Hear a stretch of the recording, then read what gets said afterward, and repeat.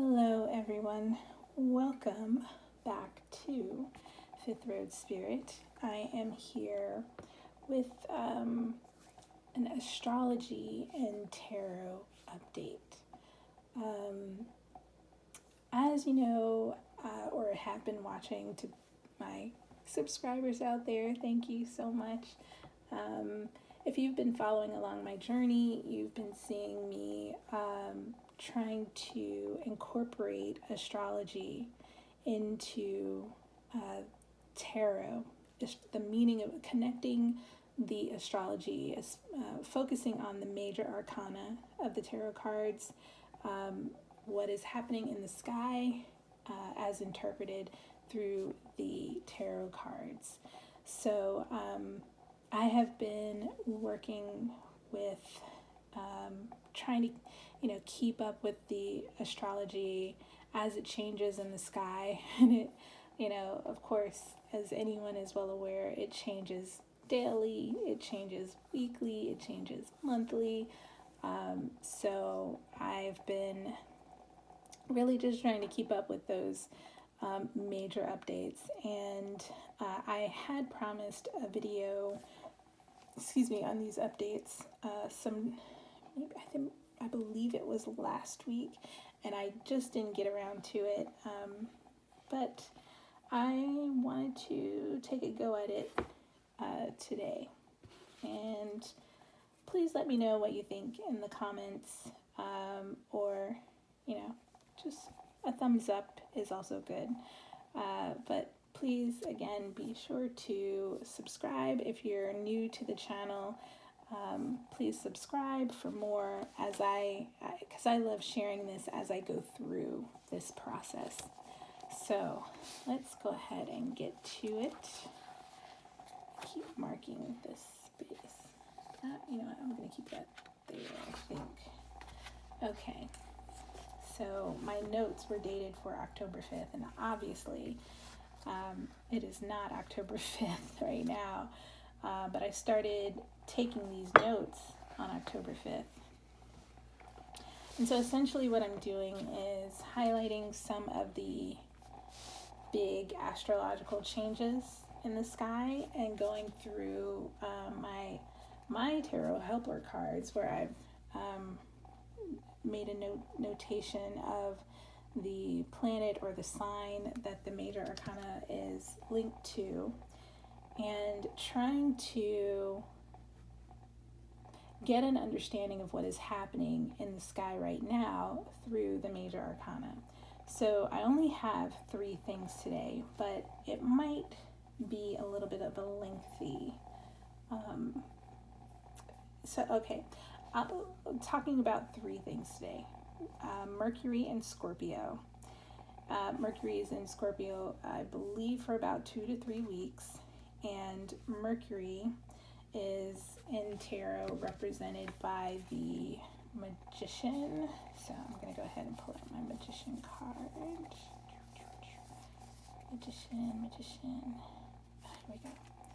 So Mercury is connected to the Magician card, and Scorpio is connected to, I believe it is the Death card. Where is it? Here it is. Okay. Now Scorpio is the Death card. And so what I've looked at is,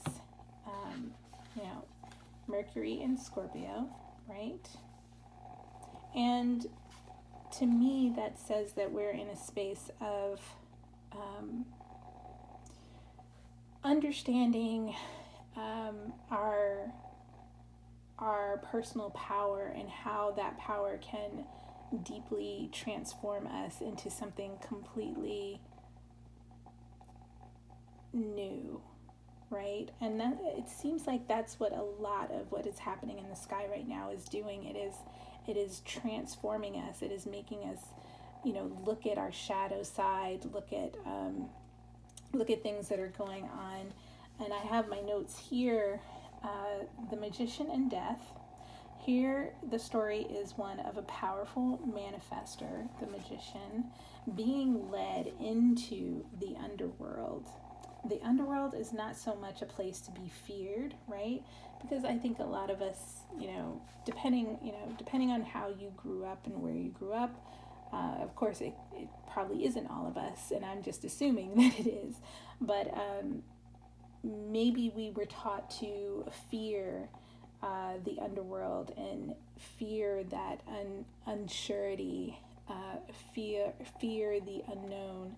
But really, the underworld is a place where we go to be renewed. So the powers of the scorpionic energy, which are like intuition or investigation, like all the powers of the hidden underworld are enhanced here. However, Mercury has gone into retrograde, and so what I've done when I reverse that magician, this speaks to kind of like we're really looking at how powerful we are, and how our power, how we may have in some ways abused our power, right? That's kind of how I interpret it, because Mercury is, again, if we separate Mercury from the magician, Mercury is about messages, Mercury is about communication, and this shows we're taking this scorpionic energy inward, and we're kind of seeing either how we can, we're understanding how powerful we are, hopefully before it's too late, which I think is what this retrograde feeling gives us, this magician in reverse, really going inside and asking ourselves, are we manifesting the thing that is good for us? Are we manifesting something that is good for the world, right? So there's that. And then we have Venus in Virgo. So I've got the Virgo card at the top, the Hermit, and Venus should be the Empress. Yes, Venus is the Empress card in the major arcana. That's what I'm focusing on. So the Empress, right, and the Hermit.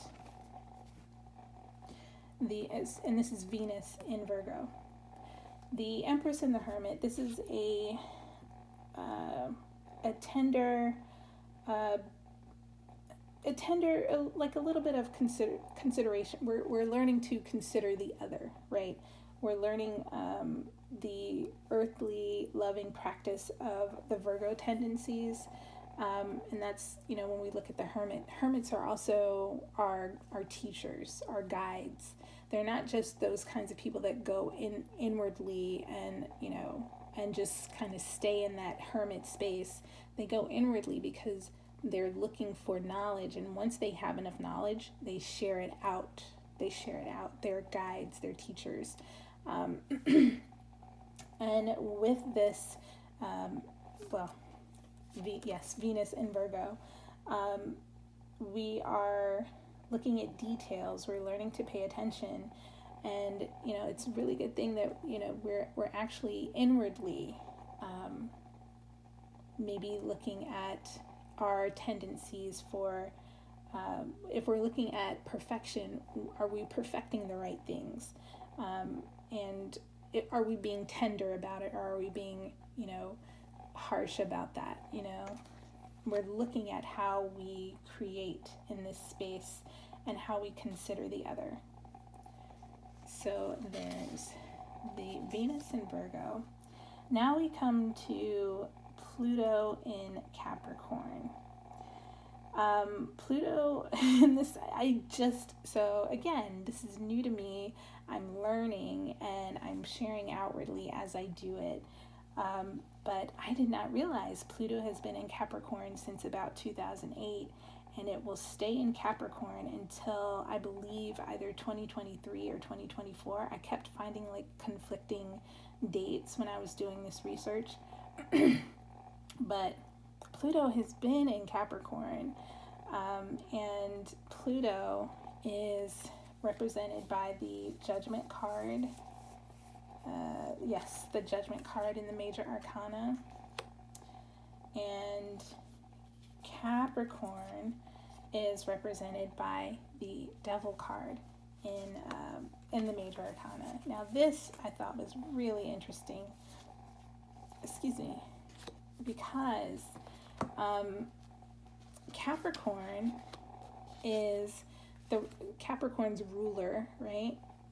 If you're familiar with astrology, Capricorn's ruler is Saturn, and Saturn is represented by the World card, which is right after, if we look at Judgment, Judgment is Pluto, right?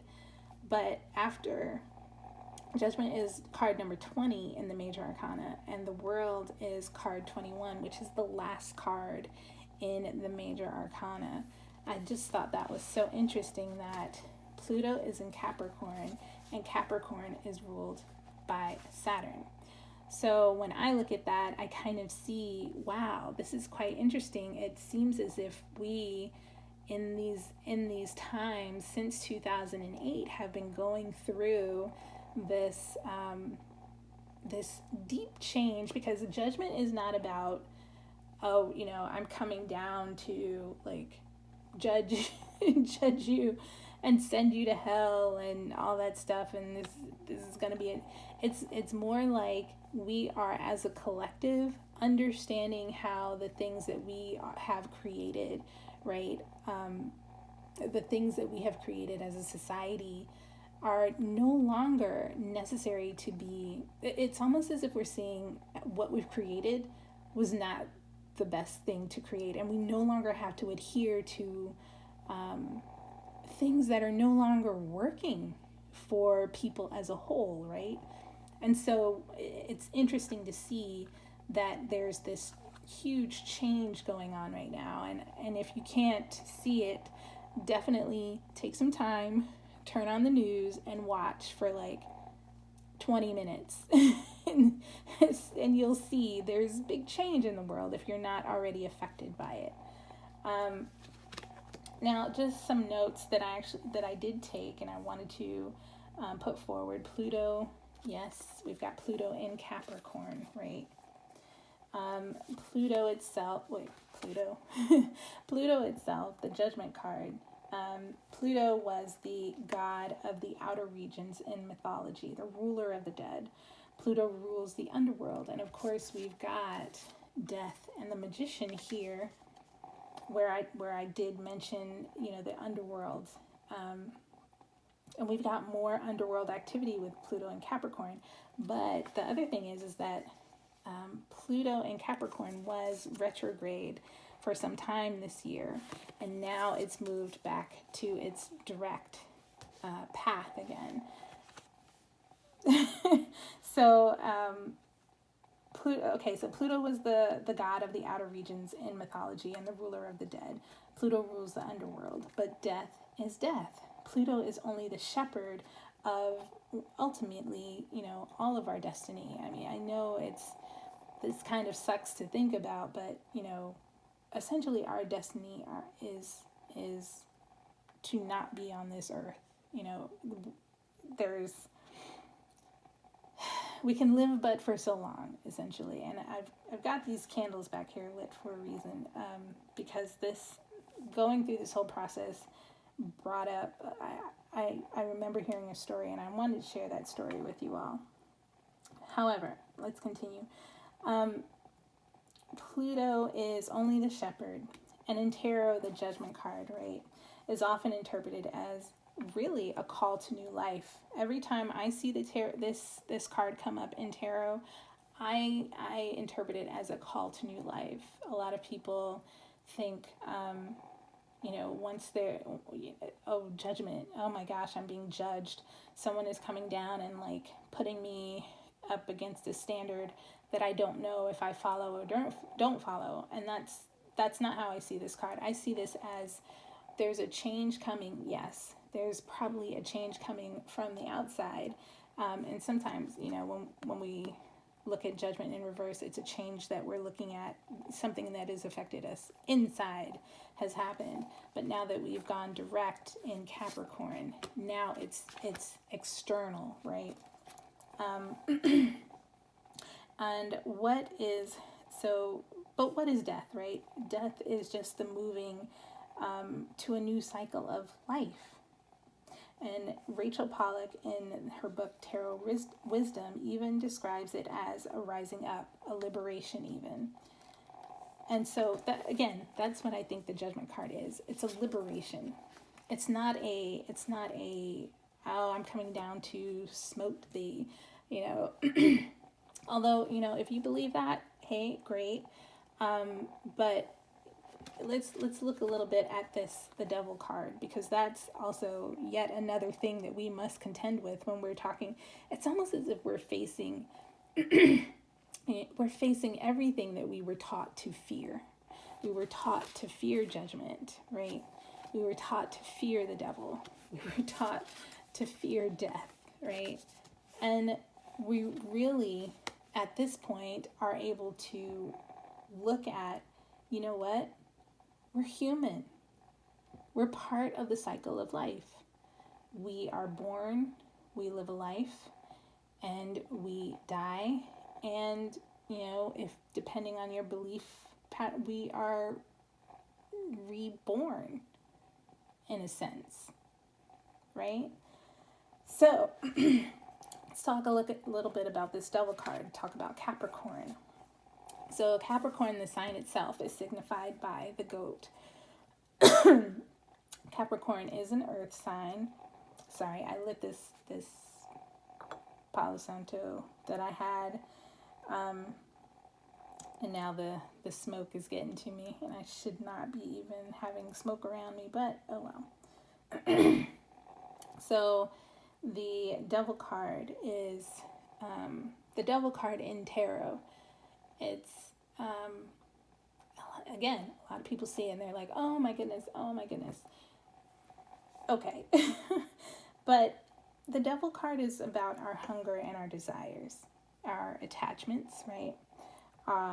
And the ways that we give our power away. And so this Judgment card being in this Pluto being in Capricorn, Judgment being in the Devil's realm, right? We are identifying how we've allowed, outside. It could be that we've even looking at how we've allowed outside rules that we weren't around when they were handed down. We've allowed outside rules to really define how we've lived our lives. And now it's like we're kind of thinking like, wait a minute. Let me look at the attachment that I have to this energy of judgment, the attachment that I have to this fear of judgment, the attachments that I have to the fear of death, the attachment that I have to the fear of even taking the time to look at this, right? And that's really what the Devil is. It's kind of like the Devil really is a little bit of mischief, right? It's that person or that situation that comes along to hold a mirror up to us and say, look, this is destiny. Look in the mirror. Look at yourself. Don't judge yourself. Look in the mirror and accept who you are. Understand completely that your fears, your fears have been projected on you from a source that they learned how to project it on you, and their parents learned how to project it on them, and so on and so forth, and their society that project it all on you too, right? That's what we're all going through. That's what we're all going through. So, I wanted to talk a little bit about, because what the Mercury in Scorpio, and the Pluto in Capricorn reminded me of, I've been reading, of course you guys know that I've been following the moon, and especially I was called to look further at the dark goddess, the dark moon, the crone energy, the wisdom, and it's been such a journey, and I can't help but get excited when the new moon comes around again and the crone energy comes around again. And the other side of that, though, is that I know that if I'm getting really excited that crone energy is coming around, right? If I'm getting really excited that it's coming around, I'm kind of like, oh no. That means that I'm not quite there yet with the wisdom. Because, nobody is excited about the work that comes with the shadow, but you can make yourself open to the work that comes with the shadow, the work that comes with the wisdom of the crone. Because a lot of people they're scared of that energy. And the thing is, the energy is never there to hurt them or judge them. The energy is only there to help them, only there to help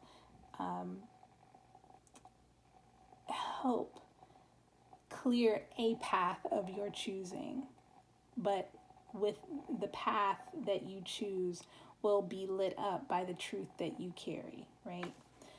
Okay, so let me go ahead and pull out some visuals for you all to see, just to kind of help it along. But I thought this was a really good story that related to the it related to the story of the magician and death. Let me pull these cards out. My apologies if it takes me just a second. Let's see.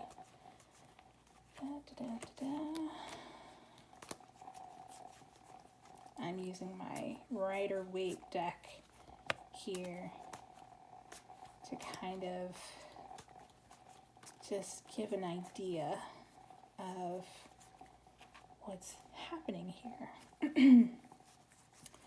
Now I just need the magician, and I think I'll be ready to. Where are you, magician? Here we go. Okay. All right. Let me go ahead and set these up.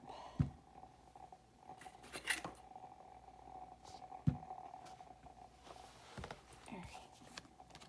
So again, I'm just setting these up so you have a visual of what we've been talking about in this video. Come on. I so need another one of these little stand thingies. Let's see if this bell holds up the devil. Maybe? Nope. Nope, it won't. Okay. Maybe that'll work. Okay. So the story that I have comes from Dr. Clarissa Pinkola Estes. It's a talk that she gave, a series of talks that she gave called The Power of the Crone. And in it, Dr. Estes speaks about death as a destiny. We all have a candle that will go out, right? But we have to live our life. We have to allow death and have faith in the cycle of renewal, that life, death, process, right? And that's what the crone, the appearance of the crone kind of reminds us, and especially right now as we're moving into the dark moon phase. At the time of this recording, I just thought this was really, it was so powerful to me. So I hope in the retelling that I capture it, and I'll just go ahead and talk about it. So in the story, Dr. Estes talks about having this friend who would show things in puppet form. And she talked to Dr. Estes about La Calavera, the Death Mother. And she acted out the story in this way. So there was this old man, and he had 12 children, and he was already burdened with the 12 children, and he was just beside himself when he heard that he was going to have a 13th child. So he said, oh my goodness, I don't know how I'm going to care for this 13th child. I'm going to have to find a godparent to take care of this child. I'm going to have to find someone to adopt this child, because there's no way that I can take care of it. So he sets off down the road to find this godparent. And as he goes along, he first runs into God himself. And God says, oh, yeah, I'll take care of your kid. I'll take care of him. I'll make sure he's okay. And the old man was like, I don't know, it's kind of hard, but I feel like you kind of favor rich people a little bit too much. So I'm just going to move along, right? So he bids his farewell to God and keeps going down the road. And not too long, he runs into the devil, El Diablo. And so El Diablo, the devil, says, oh, I'll take care of your kid. I'll make sure he knows all the tricks, and everything that, he knows how to do. I'll make sure he can get by. And El Diablo, the old man was like, I don't know, you might cause my kid a little bit too much trouble in life, and I really want a little bit better for him. And so, the old man bids his farewells, make sure the devil isn't following him, and, keeps going down the road. And soon he runs into the God before time, like the God before gods, right? An old God.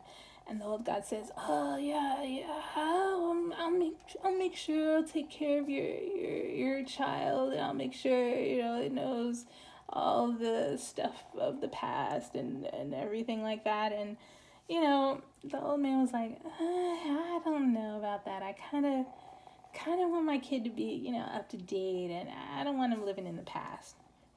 And so, the old man, says, he, says his goodbyes and goes down the road.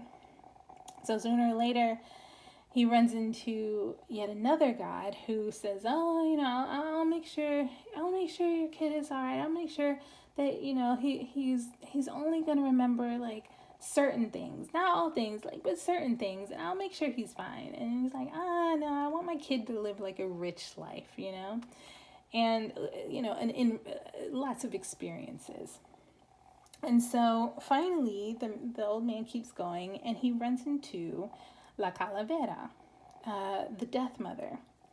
And La Calavera says, yes, I'll definitely, I'll take care of your child. I'll make sure he has a great life, helping others, and, and by the time he gets to the end of his life, he'll be really happy. He'll have lots of experiences. It'll be fine. And so the old man was like, I think that's a good idea. And so La Calavera, she had these skinny hands and skinny bones, and, basically she was the Death Mother. She was the Death Mother.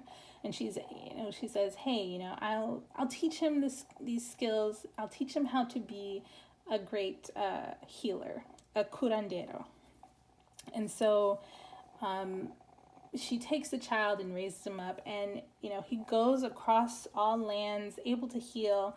But as she's teaching the child his ways, and he's growing up, she finally gets to the point where she has to kind of teach him, hey, okay, as a curandera, as a healer, he is now a healer, right? She tells him, that you must understand that if you are in a room to heal someone and you see me standing at the head of the bed, you have to tell the family or the people surrounding them that you cannot save that person, because it is that person's time to die. It is that person's time to go, and nothing can change that. You must promise me to always do that. And the curandero is like, oh yeah, that's fine. And so he goes across the land to different towns and different houses, healing the sick when he could, and just kind of when he couldn't, whenever he showed up into a room and La Calavera was standing at the head of the bed, he would say, I'm so sorry, I can't, there's nothing I can do, I cannot save this person. And so La Calavera would take the person's soul and go off. Now other times, as he was going along and doing these healings and being successful, though, he came into a kingdom. He came to be known throughout the lands as being a great healer, being a great curandero. And so he comes across this kingdom, and the subjects, oh my gosh, you must come to the castle. The king is very ill. You must save him, please. And so the curandero goes into the king's chambers. And as he's looking at the king in his bed, the king is so weak, he's very sick. And, the curandero looks down at him and was like, oh, I don't know. And as he looks up, he sees La Calavera standing at the head of the bed. And the king, even though he's frail and he's dying, he's like, please save me. I'll give you, my kingdom. I'll give you, riches. I'll make you like a prince.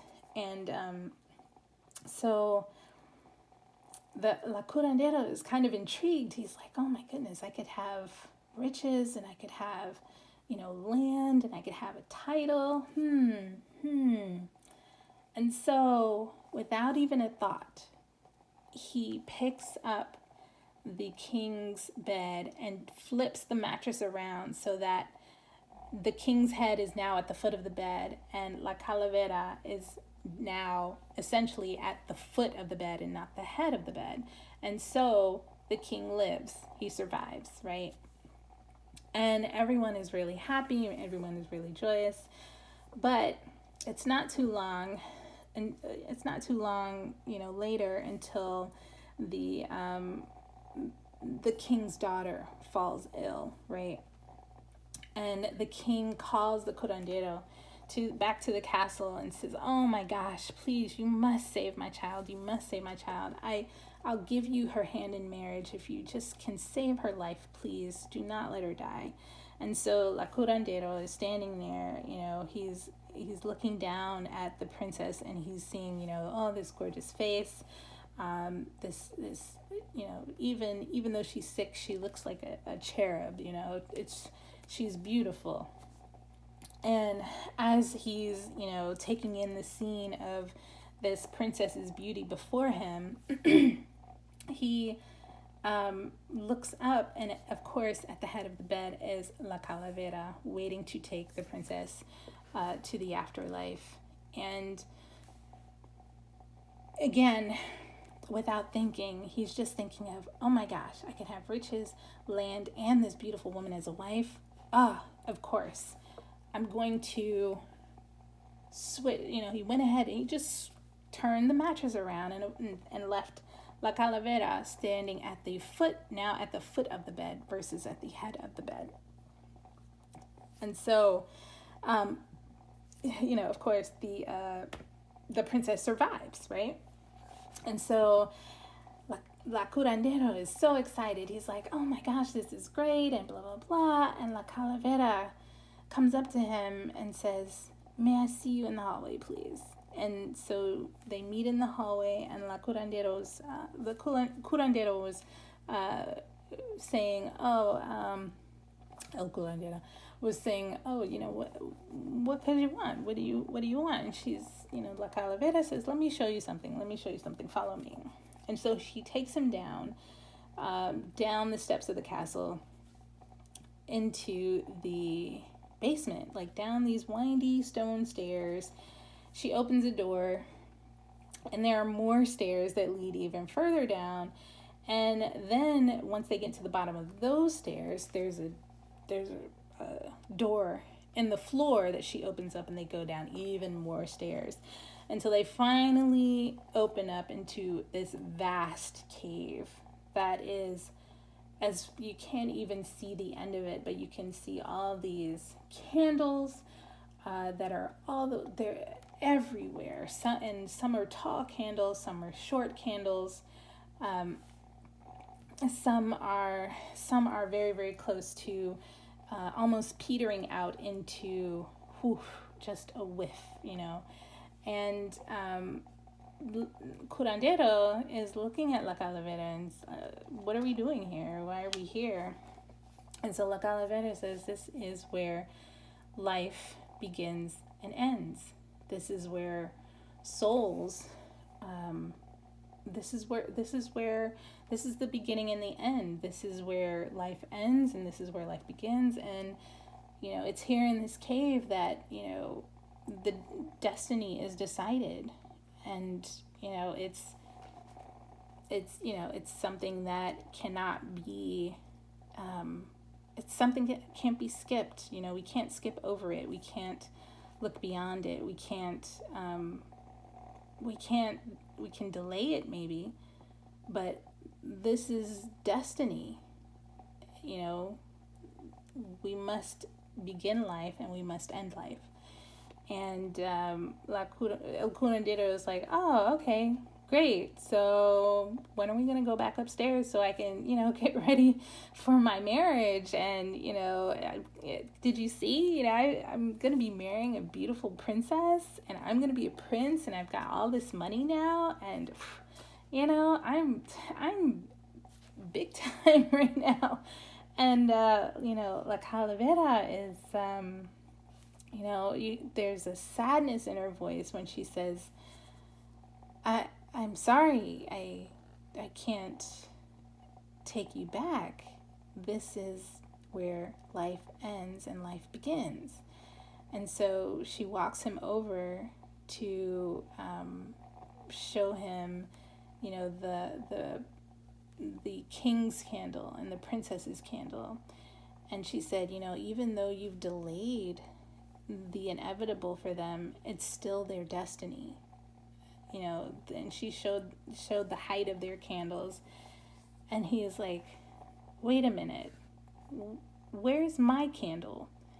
And so she takes him to his candle, and he can see that it's very, very close to going out. And suddenly he understands what he's done by skirting, delaying, by trick, and ultimately not so much tricking La Calavera, but by trying to trick destiny. He is essentially called in his own destiny. And he's looking at her like, oh, no, La Calavera, please, don't, no, you must do something. You must do something. I have a wife to go up to and marry. I have land waiting for me. I'm finally here. I made it. And La Calavera is like, I'm so sorry. This is not something that I can delay for you. I wish I could. But this is destiny. This must be. And so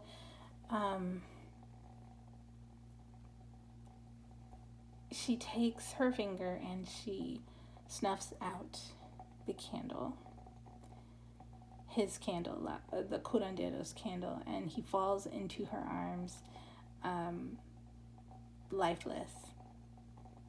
And instantly, just behind her, another candle lights a flame, a tall candle. And she knows that his soul has instantly been rebirthed elsewhere. But in her arms, she is holding, holding the curandero's body and imagining, hearing and feeling, the cries of his father, knowing that he has left the earth, the cries of his mother, and all the loved ones that were so close to him. And all she can do is just rock his body back and forth. And the story here is about the ego, right, blocking us from being able to, blocking us from allowing death to happen, and also letting our ego decide how we live our lives, right? How we